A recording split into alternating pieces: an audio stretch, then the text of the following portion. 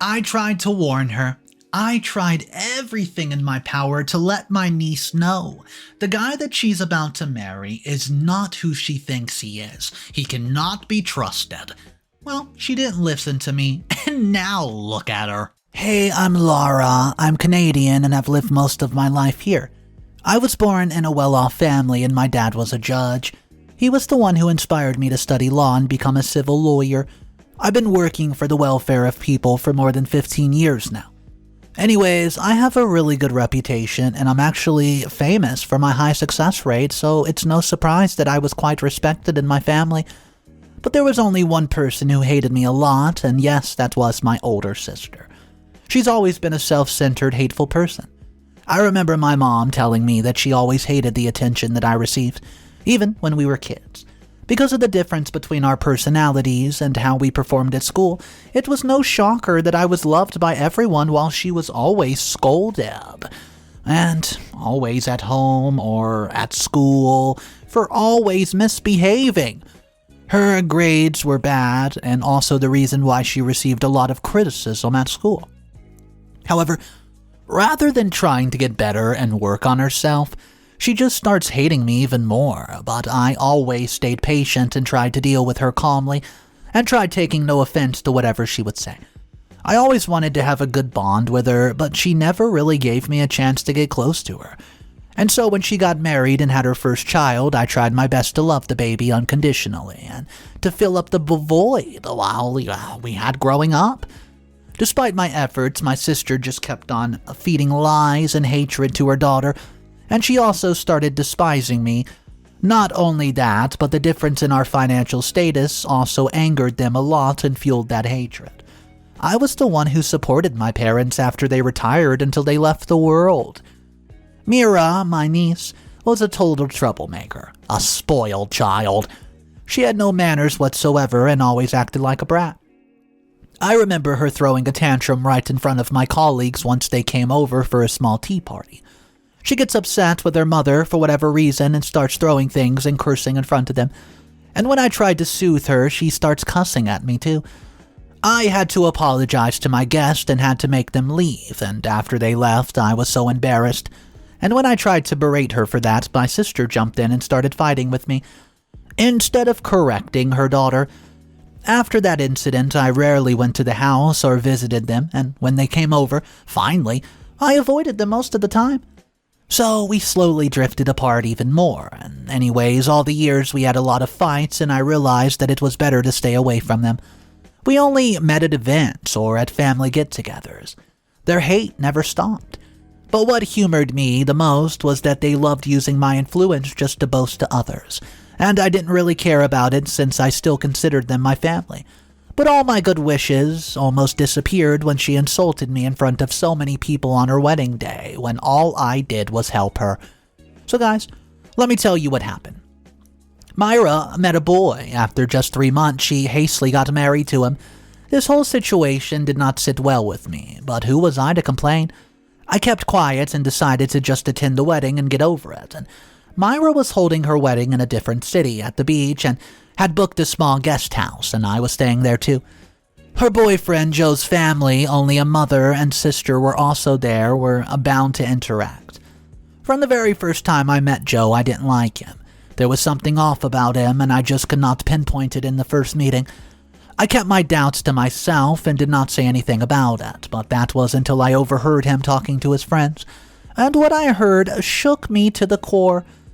Okay, let me talk about what happened that night. So, it was around midnight and I was just tossing around in bed when I felt thirsty and decided to go to the kitchen to bring some water. I was walking back to my room after grabbing a water bottle when I heard a hushed voice come from the living room.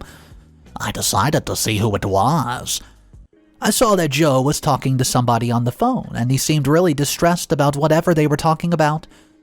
At first, I thought of going to him and asking what's wrong, but then I decided against it. When I turned around to leave, I heard something that made me freeze. Joe was talking about some money, and apparently the person on the phone was demanding some money from him. So, I heard Joe telling him that he would soon return his money, and I was confused about what the money they were talking about. Joe then starts talking about how he's trying to get it and the person doesn't have to worry about it since this time he's doing something risky. But it's definitely going to be worth it. Now that piqued my interest. The word risky got my attention, and now as I was standing there overhearing what he was talking about, I just watched how Joe was shaking badly and just biting his nails oh so anxiously as he started begging the same person. The person was being very loud, and I could even hear his voice, though I could hardly understand it, but I heard him warning Joe that if this time he failed to bring money, things were going to get really ugly and he would cut off the supplies of it. I was very confused hearing that. I mean, what supplies they were talking about? Back then, I had no idea that they were talking about drugs. Just then cut the call and threw away his phone. It seemed like it was a big issue and he was in a difficult situation, but the conversation was a bit weird and I knew I had to find out the truth. So the next morning I paid extra attention to him and noticed how he was pretending to be all fine, but his body language was off, and thanks to my years of experience of being a lawyer, it's very easy for me to know when a person's acting suspicious. So I just decided to do a background check on him. I knew I was overdoing it, but I had to confirm that there wasn't any issues. So I called my friend who worked in the police to check if the guy had any criminal record. It was definitely suspicious already that his family did not really tell me much about them. Myra wasn't even aware of their hometown or what they did for a living, but she just disregarded all that and said that she was deeply in love with him. Well, it was very clear that they were all hiding something about them. They weren't even trying to mingle and were keeping their distance from us. Anyways, later that evening I received a call from my friend, and what he told me made me stupefied. He told me that Joe had been arrested 5 times for stealing and damaging property while being drunk. He was also charged once for attacking and assaulting a woman while he was wasted. He has a history of getting violent fights and getting beat up for not paying money back, and he owes a big debt to a man. Now, I understand why his family was behaving oddly. They probably were afraid that a slip-up might happen if they talked about their family and their son would get busted. Well, this all was too much to take, and I decided to take immediate action against it. I went downstairs after finishing the call and decided to confront him. But things did not turn out how I wanted them to. When I walked into the living room, Myra and Joe were sitting with his family, talking about some wedding stuff. I knew it was not the best time to expose everything, but I had no other choice. I just stood in front of Myra and told her to follow me because I wanted to tell her something important.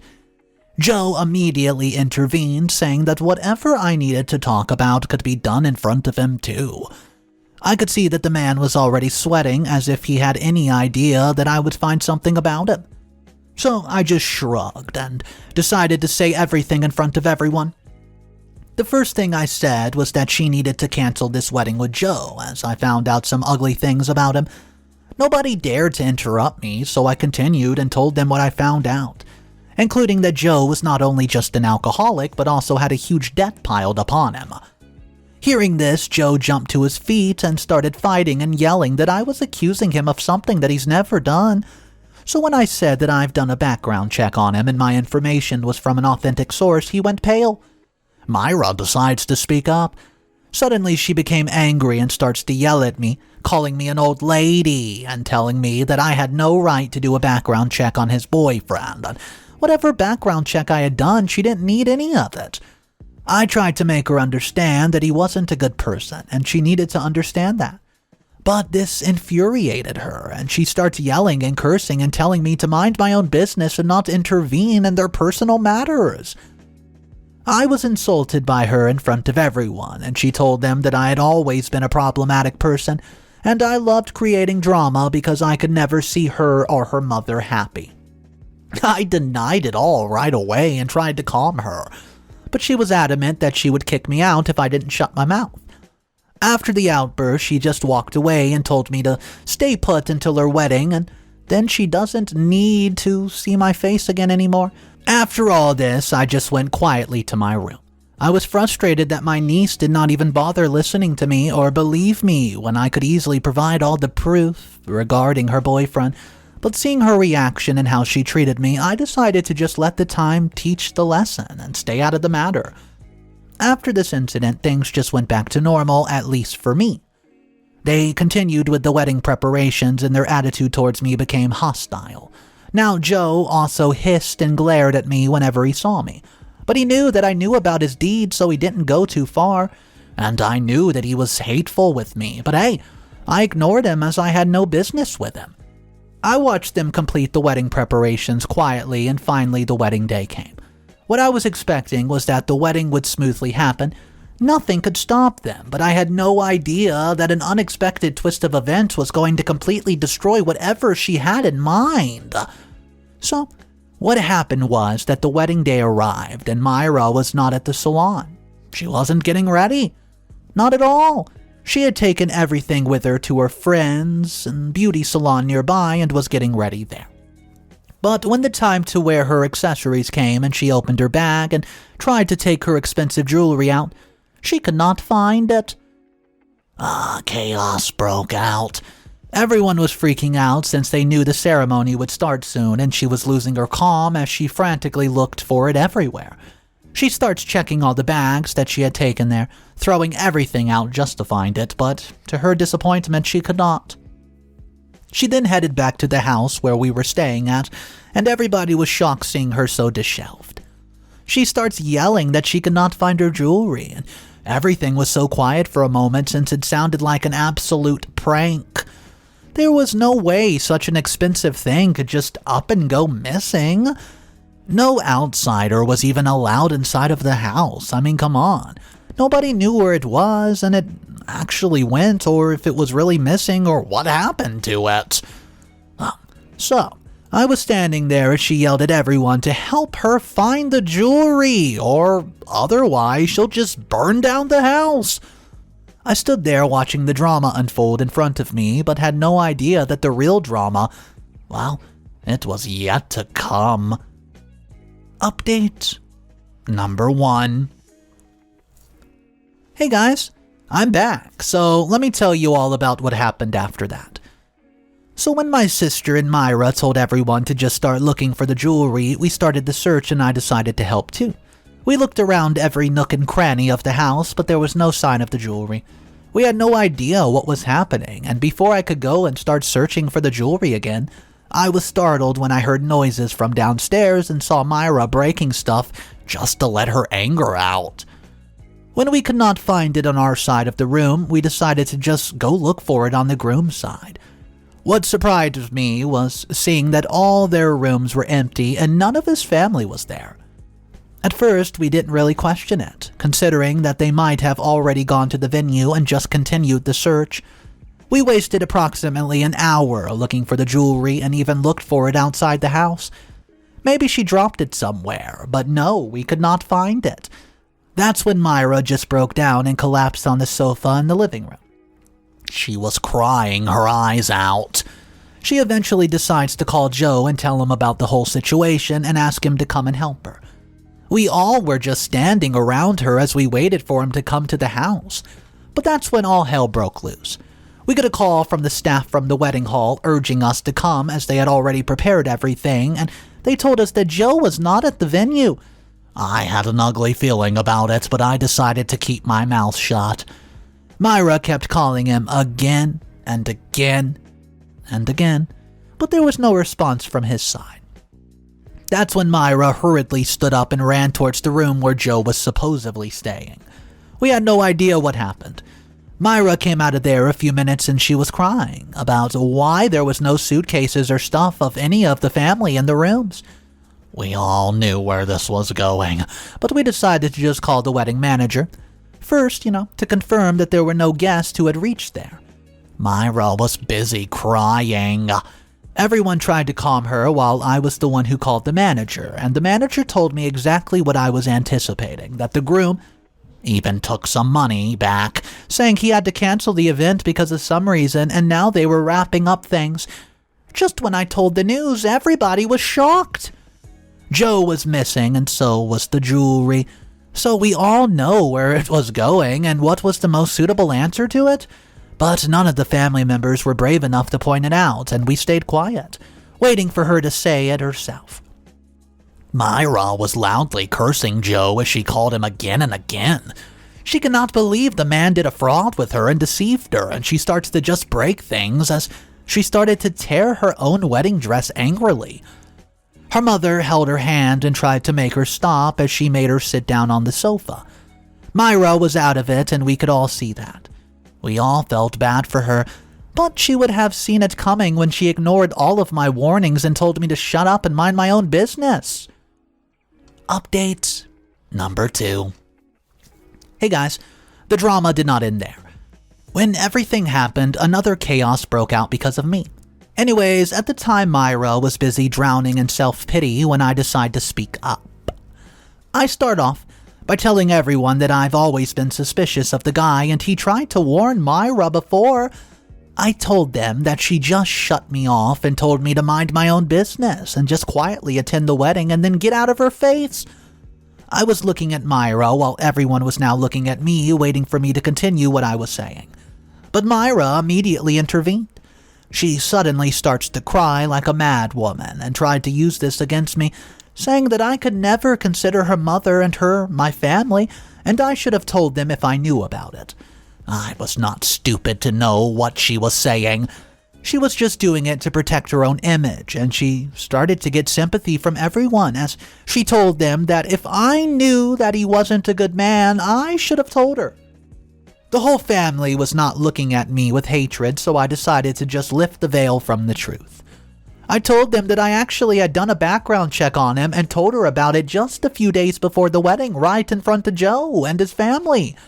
But rather than taking my side, she just insulted me right in front of them, telling me that I was old and I had no right to interfere in her life at all. And also, I told everyone that the man was an alcoholic and had a huge amount of debt, so it's very much possible that he had not only gone missing, but he was the one who was taking the jewelry with him. Everyone started connecting the dots and started agreeing with my point. Seeing how things were turning out against her, Myra starts to change her plans, and she suddenly started acting timid and peaceful. She starts to beg me as she fell on her knees in front of me. She was pleading with me that I should help her and get the man arrested, and I was actually disgusted by all this drama that she was doing just to get sympathy from others. But deep down, I knew that it was all because, well, she knew there was no other option. I was not a fool, guys. I wasn't a fool. I knew how to deal with people like her, so I just decided to give her advice in order to prove to everyone that I was still being a nice person, even though she did all the bad things to me. I wouldn't let her manipulate the situation, as I knew how she was going to victimize herself and make me the villain. I told her that the only thing that could be done right now was to inform the police and register a complaint against them, so that they could start the search against him, and that's what Myra did, and she had no other way out. Final update. After all of that, days passed, but there was no clue about Joe from the police. So, we just went back to our own city and continued with our day-to-day activities while waiting for any kind of update on the matter. During this whole period, I decided to stay away from Myra and my sister since I had no idea what kind of trick that they were going to play next. Just when I thought that it was taking quite a lot of time to find Joe, we got informed that they finally arrested him, and Myra was furious. And I knew she had a lot of anger pent up against the man, and she would eventually do something stupid that would actually favor him, not her, and I was right. So after he was caught, the court trial started, and Myra, my sister, and I were the ones who attended it. Joe was asked to return the jewelry to Myra so that they would be given less punishment for fraudulently acquiring her jewelry and running away from stealing it. That's when he revealed that he actually sold the wedding jewelry and he no longer has it. Joe refused to look at me as he continued telling his story with absolutely no emotion. He admitted that he did all that just to pay the money back. And he actually did not care about the woman at all and didn't even want to marry her in the first place. But he had no other option. I could see all the emotions taking up Myra's body as she starts shaking violently as if trying to control her anger. Joe said that the guy he gave the money for that jewelry had already fled the country, so there's literally no chance of finding him. We all knew that the jewelry was not only expensive, but it was also Myra's grandmother's heirloom, so it was justified that the woman was ready to kill anyone for not only stealing it but selling it. However, it might be karma, and maybe it was because of them always doing bad things to others that finally they got played. They got the taste of their own medicine, one would say. The court announced punishment and sent Joe to jail for stealing and fraud. But since he had no money to pay up, it only added to his punishment, and the jewelry was gone. But the woman got nothing from the situation and wanted the jewelry back, but there's no way she could get it. So, it was no surprise that the woman was ready to kill him. Well, I still warned her not to do anything stupid and let the court handle it, but of course that foolish woman was not going to listen to me and did something that only proved harmful to herself. Anyways, she did a crazy thing. Despite my warnings, and that day, after the court hearing, everyone was getting ready to leave, and Joe was brought outside of the court before he was taken to the prison van. Myra could finally see him face to face. I watched them and saw how she cursed at him, and then she charged towards him, tried to punch him in the face. She tried to claw at his face and punch him, and that's when he retaliated and threw a 1-2 punch right back at her, with so much strength that she just fell to the ground with a loud thud. The next thing we knew was that her nose was broken and there was blood pooling out of her nose. Everyone just looked at her horrified by the scene while he just stood there with a nonchalant face, as if he did not just hit his so-called girlfriend. Yep, she was taken to the hospital. Anyways, she had to get a few stitches and then got her nose bandaged up, and I did not bother visiting her at the hospital or even at the house. I just continued with my routine and tried to forget whatever happened, considering it was only a trivial matter. However, a few days later, Myra showed up at my office and tried to create an absolute scene. I told her to get out of here and not come any more back, as I could not entertain her, and got important things to do. She begged me to help her get additional charges pressed against Joe and get him convicted for attacking her. I was done with her stupid talk. I decided to finally shut her up. I leaned back in my chair and smiled, and which, that made her mad. I told her how I was enjoying this. I told her that man did nothing wrong, as she was the one who charged at him first, and what he did was, considered self-defense. And even if it wasn't, I was never going to help her stupid, bratty self again. Myra's eyes widened as she fumed with anger and walked towards me. She lifted up that hand to hit me, but I held her hand. Guys, I lost my temper. I stood up and slapped her. She was shaken by the impact as I glared at her and told her to get lost and that she's a fool to think I'd ever help her with anything, because this old woman would mind her own business from now on. I reminded her of her words before I called my security and asked him to throw her out. After this incident, I cut all contact with my sister and her family. My niece never showed up at my office again as she learned her lesson, and after all this, I knew they were struggling financially because of all the money they lost in the wedding preparation, but hey, that's none of my business, is it? So guys, towards the end of this story is where the comment section comes into play, because I was reading a ton of comments on this one, because to be honest with you, everybody was basically just arguing back and forth, and here is what the topic of the argument was about. They weren't upset with the whole story at all. It was just the ending when OP decides to not help out Myra and basically try to get a little bit of revenge. A lot of people were saying, you know what, Myra was just blinded by this dude's love or lust or whatever it was. We can't really blame her for the way that she was thinking and not listening to OP. But I think a lot of those commenters are forgetting how horribly she treated OP.